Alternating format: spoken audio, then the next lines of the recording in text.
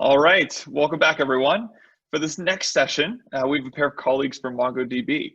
It's my pleasure to introduce you to Meghan Gill, the VP of Sales Operations, as well as Jahira Martins, the Manager of Automation and Marketing Operations. And they're going to take us under the hood of sales and marketing at MongoDB. Jahira and Meghan, over to you. Hey, everyone. How's it going? Hey, Meghan. All right, let's kick things off. So I'm super happy to be here. So as Evan said, I'm Meghan Gill and I run sales operations at MongoDB, and excited to be with my marketing ops counterpart, Jahira. And we're going to share a little bit with you about how MongoDB has scaled its demand generation engine and about the interlock between sales and marketing. So just to give you all some context, MongoDB offers database software, and our primary persona is a software developer. So a software developer could start using MongoDB for free, either by downloading the open source version or spinning up a free tier in our cloud product, MongoDB Atlas. And we have a massive developer community around MongoDB. So as an example, we've had over 1 million software developers sign up for a course on our MongoDB University platform. The open source software has been downloaded over 40 million times. And that really presents some unique challenges in terms of optimizing inbound lead processes.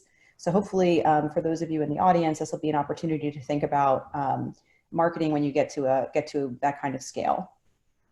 So let's kick things off talking about marketing. So Jahira, what did the tech stack at MongoDB look like when you joined, and how about today? How has it evolved? Yeah, so when I joined MongoDB in 2016, the tech stack was already picking up speed. And what I mean by that is, by then we already had 30 or so different technologies in our stack. And today we have over 70 technologies in our stack. And this number, of course, is not only marketing technologies. It ranges from, project management tools to sales enablement tools. However, being on the marketing ops and automation team, we're involved and sort of need to have an understanding of the entire stack, not just the marketing tools. So along the way, we have certainly experimented quite a lot and certainly deprecated tools today that we no longer use, but the tech stack is a constantly changing and evolving list.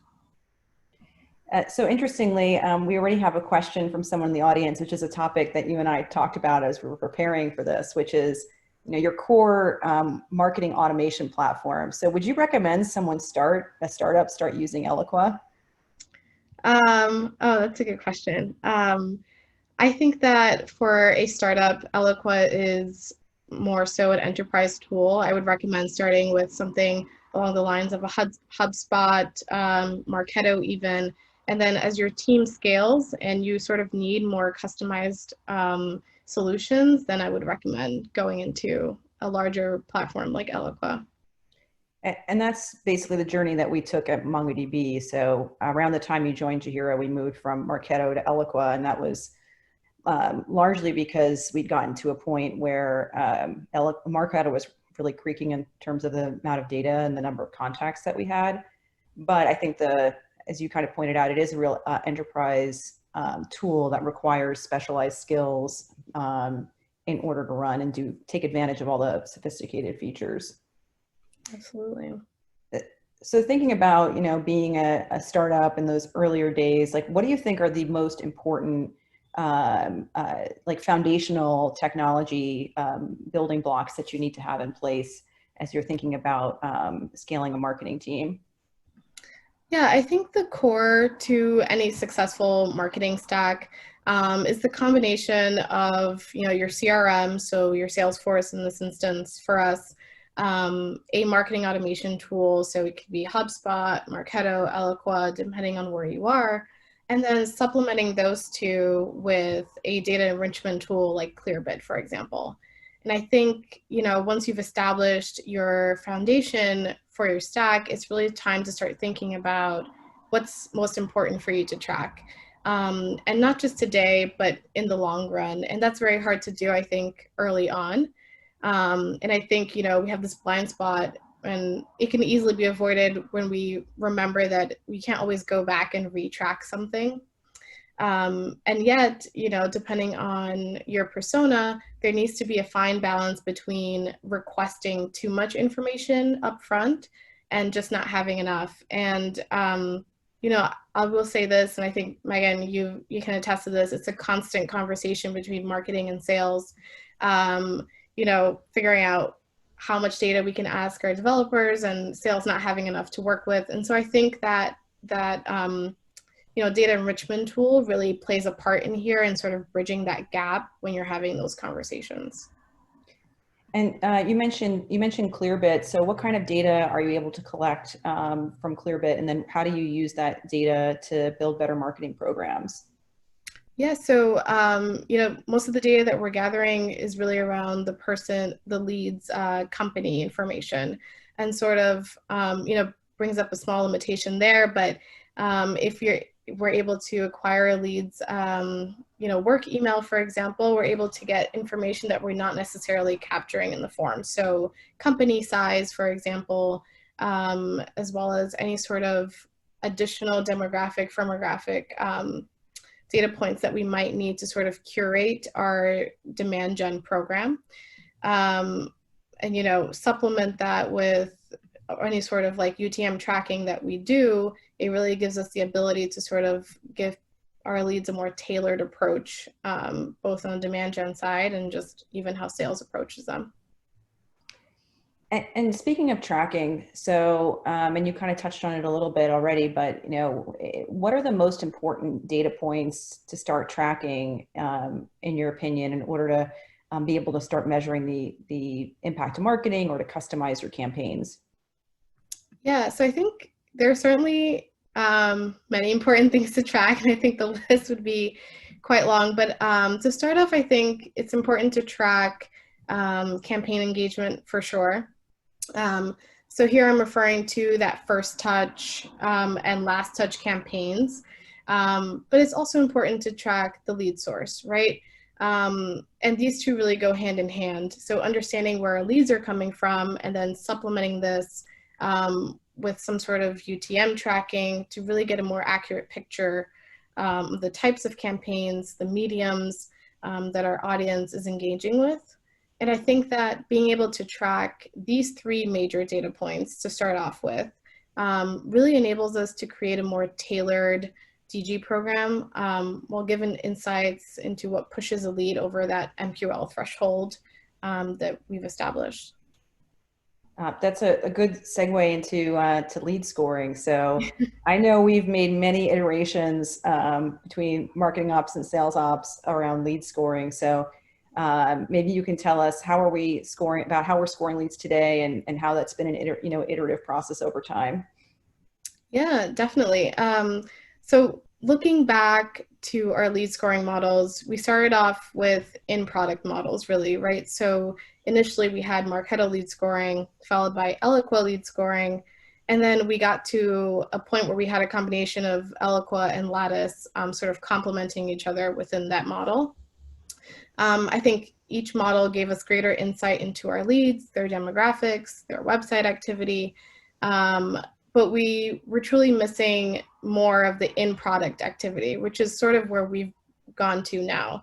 And, instead of adding on another tool to sort of complement the ones we already have, we simplified.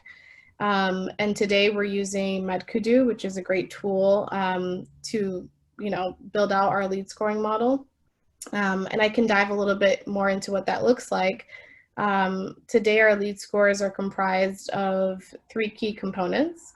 So you have, the leads fit score, which is their demographic, company size, business email, their title. And as you can imagine, their fit score rarely changes, of course, unless someone gets promoted or we're told otherwise. The second component is a lead's behavior. So there's this is where we look at what they're doing from the moment they enter our system. So whether they downloaded a white paper, all the way through what they're doing in the product itself, such as deploying a cluster. And then the third component is the lead's overall score. And this is a combination of the fit score and the behavior score, which produces this third overall score. And this is the score that we use to actually determine whether a lead MQLs or not. And, you know, I definitely have to say this, bearing in mind that this third score is not an average of the two. It's a, it relies heavily on AI that is built into MadKudu. And so, you know, this is just to point out that although we've evolved our lead scoring so much over time, there's still limitations that we're running into today, even with the new model. Yeah, I think the key, you know, you talked about sort of the evolution, the iterative process. You know, one of the questions is how often should you be reviewing your lead scoring criteria so your model doesn't go stale? As you can tell, over the years, we've made a lot of iterations. And I think the most recent iteration that's been really powerful with MadKudu is being able to incorporate the behavior specifically in our product itself, which is such a key driver, whether someone is going to become a customer versus just the demographic information. So I think that that was a real step forward in terms of lead scoring. And, you know, we implemented MadKudu, if I'm not mistaken, in September. So how does that, does MadKudu continue to learn, or do we need to review it? Like, what are the what are we doing on an ongoing basis to ensure that the lead scoring models don't go stale? So I think it's a bit of both, honestly. MadKudu has a very strong native AI that is supposed to be, you know, learning the behavior of your model and sort of adjusting. And, you know, a good example of this, and also us having to sort of step in, is, you know, when we first built the model, we realized that we have a heavy user base in the US. And so any lead that wasn't based in the US, for example, was receiving a lower score. And as much as, you know, the AI is trying to understand and adapt to the model, we had to sort of step in and develop, I guess, vertical models for different regions. And so that only came about, you know, after we had time to actually assess what was happening and make those changes. So I think it's a combination of both. I think we have to rely a little bit on the tool to actually learn, and that requires time. But I think as we see things evolving and we see, you know, good leads and good companies fall through the cracks, we certainly have to, you know, take a part in it and adjust where needed, like in that example. Yeah, that's a good example. Another good example I'm thinking of is, you know, when the pandemic started and all the lockdowns began, one of the things we did within sales ops is we have a territory management function within sales ops is we started pivoting our SDRs and our reps away from affected industries. So airlines, hospitality, any kind of travel and leisure, and pivoting them towards verticals like gaming or online content. And in that process, we work with the marketing ops team to tune the scoring because, I mean, the AI probably doesn't have awareness of global events like that. So that's where you have to, you know, combine the science of the lead scoring with some judgment. Absolutely. So another question from the audience, and maybe we can, I'll ask you first and then I'll give my response to Jahira. So what do you think is most important for sales ops and marketing ops to be aligned on? Oh, that's a good question. What are we aligned on? I would say certainly, I don't know that we ever get to a point where it's a one-to-one alignment, but I think the conversations around, like, I think we spoke about this recently, our lead sources, for example, and standardization of the data that we're collecting. I think from the marketing ops side, we collect everything from, you know, and it comes into Eloqua and then we push it into Salesforce. So being able to align on what it is that is priority in terms of tracking and align on process as well. But I think you might have a little bit more insight into that one. Sure. No, I mean, I agree with what you're saying. I think, you know, I've actually, so before I was in the sales ops role, I was in the marketing team. So I've kind of seen things from both sides. And when it comes to data collection, sales will always ask for more data, but what they don't understand is the more data that you ask for, the less leads, the overall leads that we're going to be able to capture. You know, a really good example of this is like our Atlas, which is our cloud product, our registration forms. we had a big push to drive top of funnel. So we decided to shorten the form down to like the very bare bones, to the point we weren't even collecting company names. We drove top of funnel, but then it created this downstream impact where the reps didn't have the information that they needed to follow up on leads. And we kind of had to accept that trade-off. And, now we've kind of turned around. Now it's an optional field on the form. So it's this constant, like, balance, right, between, driving the volume and also driving the quality. And that's similar around lead scoring, right? Like we talked about, being iterative and coming up with the, understanding what goes into a high quality lead that sales should be working. Mm-hmm. So what, all of these systems and tools, they all have limitations. So what were some of the limitations that you ran into, and how have you addressed them or tried to address them?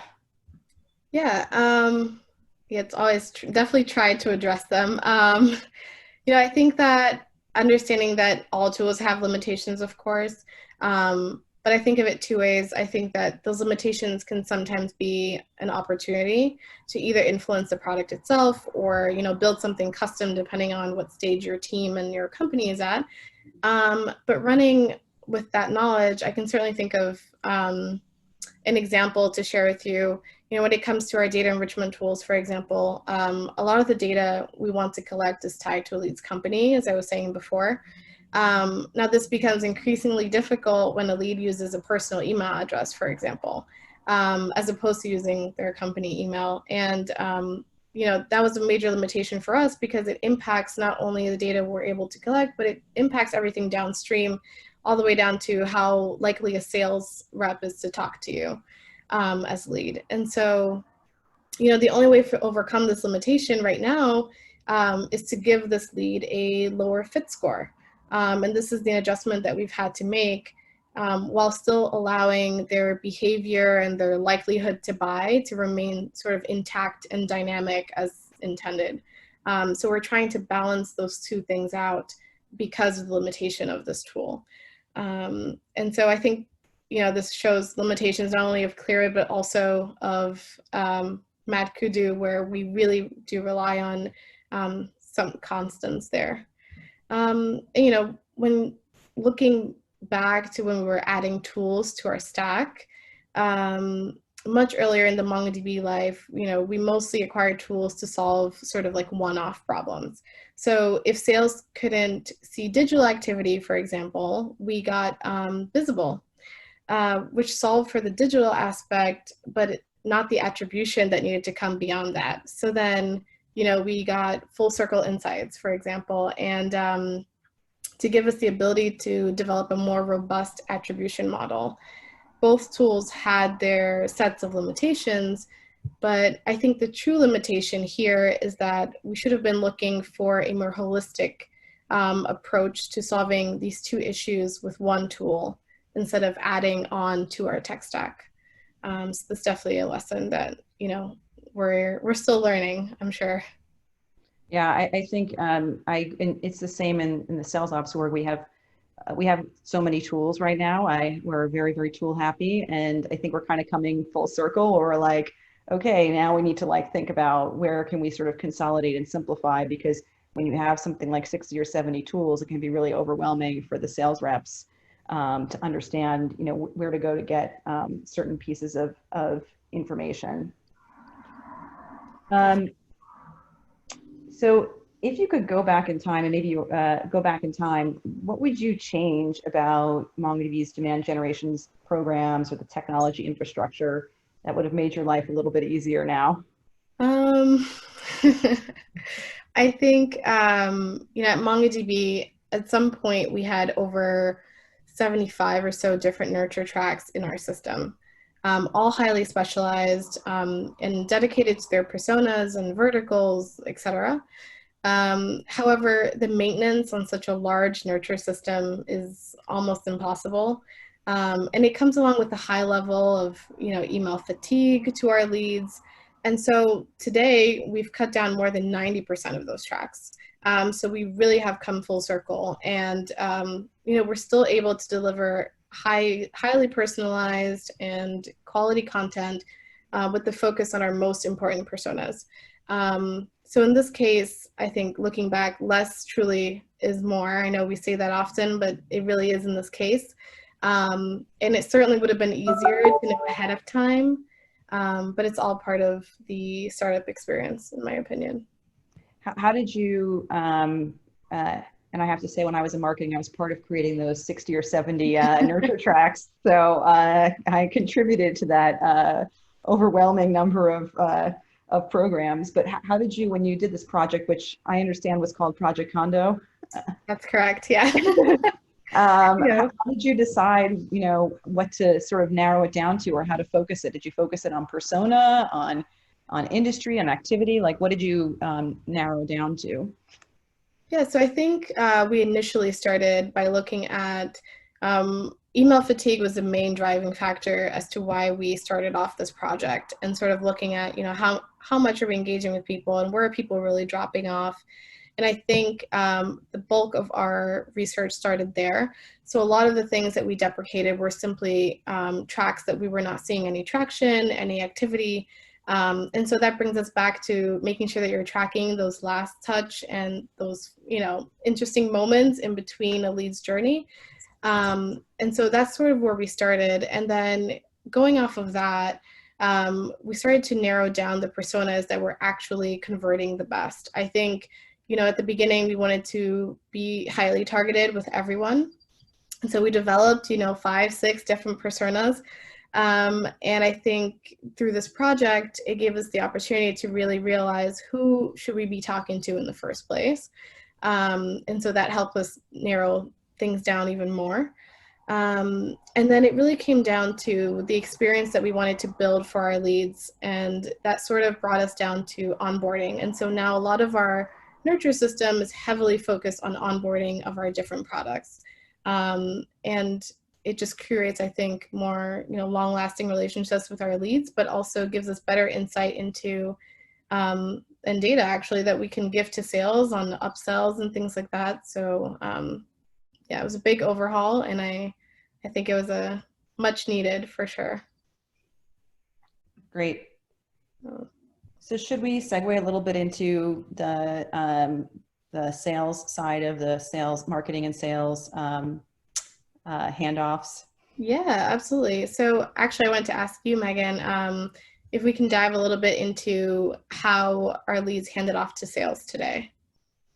Sure, that's another area where we've been iterative over time. So we have an SDR, a dedicated SDR team, and they're divided up into an inbound and an outbound function. So all of the inbound MQLs go to the SDR organization. One change that we've made over the past several months or quarters has been moving from the Shark Tank approach to the round robin approach. So when we were smaller, we basically threw all the leads into a single queue. And that worked because it was a small SDR team, and it kind of encouraged fast follow-up and competition among the SDRs. But over time, what happened was that the SDRs were ultimately cherry picking the leads from the queue. So we needed to get a little bit more sophisticated, and we implemented a tool called Queue Assign that enables us to do things like, round robin. So first lead goes to Jahira, next lead goes to Megan, next lead goes to Evan, and on and on and on. And we're able to do things like implement caps. So a given SDR can only have a certain number of open MQLs at a given time because they only have capacity to work a certain number of leads. And that also sort of encourages them to, qualify quickly, because as soon as they, if they hit their cap, they have to, basically reject or close out one of their leads in order to get a new one. So that also helped with some of the Salesforce hygiene around collecting data on why leads aren't converting. Yeah, absolutely. And, with what is the follow-up process that we have today? Can you touch a little bit on that as well?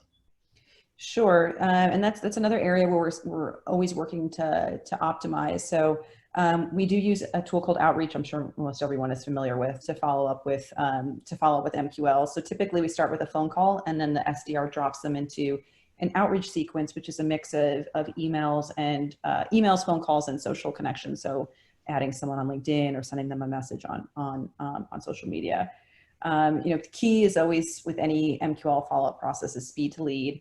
But we also found that the depth of follow-up is really, really important. So our head of the SDR organization, we recently worked with him on an analysis that showed like our touch cadence, I think it was 9 touches. And we were able to demonstrate that actually we need to get out to more like 12 touches in order to optimize the conversion. So looking at that data helped us drive a decision to actually increase the number of touches per lead. So I think we have another a few other questions in the Q&A. I just saw them come in. Yeah, how do you think sales and marketing ops has changed in the past 5 to 10 years? I have an opinion on this. I think one of the biggest changes has been moving from thinking about the world in leads to starting to think about the world in accounts. So we talk a lot about account-based marketing programs. That's such a buzzword, but how do you systematize that? And that's actually something that I know we've been working on right now, moving from the concept of a marketing qualified lead to a marketing qualified account. And I don't know, Jahira, if you've had anything to add to that.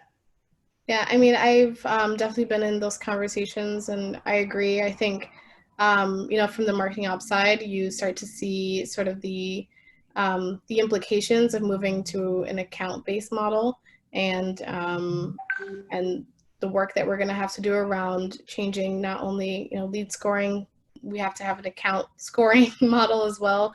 But yeah, I would agree with that. I was going to say 5 to 10 years.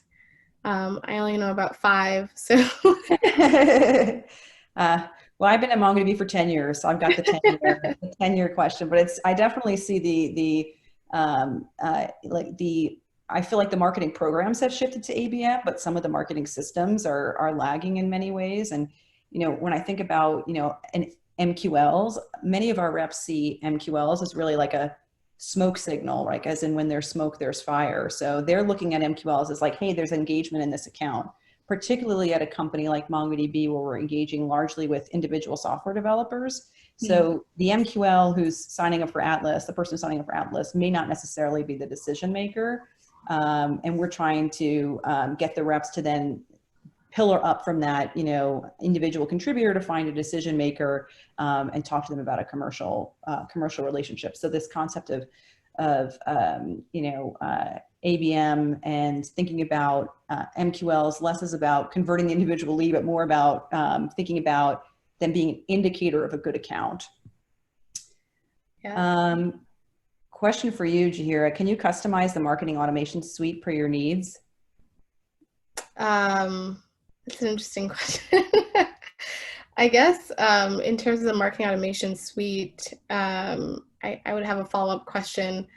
Yes and no. I think it depends on the tools that you're using. So as I mentioned, Eloqua is a highly customizable marketing automation tool, and it sort of lets you build a lot of things that otherwise you would have to find an external tool to do. Yeah, that's a tough question, but I would say I don't know that we've gotten it to suit all of our needs yet either. And I think it's just a constantly evolving process and learning process. I think, going back to the very first question, like Eloqua is probably, it's an enterprise tool, so you can probably do the most with it of any of the tools, but you have to have the skill set on the team to actually, be able to manage 60 or 70 different nurture tracks, in our case, which we've now pared down. Yeah, I mean, this is how you end up with, the number of tools that we end up with at MongoDB, and trying to figure out how to knit them all together. Absolutely. Yeah. And then, this is what we have today, and we've done quite a bit of cleanup as well. So I think, I don't know that you ever get it down to like just the 10 tools that you need, because they all have limitations. So. Yep. All right. Well, we're at time, so I'm just going to say the key takeaway for me is, start lean with your marketing automation. Be prepared for scale. Be thinking about what to track, and just recognize that over time you're going to need different tools, different processes, and have an eye towards that future state, because it'll help you down the line. So those are my takeaways. Anything that you want to add, Jahira? Yeah, I think I would just add, don't be afraid to experiment, as it's the only way to really find the right tools to support your organization and your growing team. And, it's really hard to change from one tool to another for sure, as we know, but just be open and willing to evolve sort of that technology stack. Yeah. Great. Well, thank you both so much, Meghan and Jahira. We really appreciate you sharing some learnings and insights with us on what this looks like at MongoDB.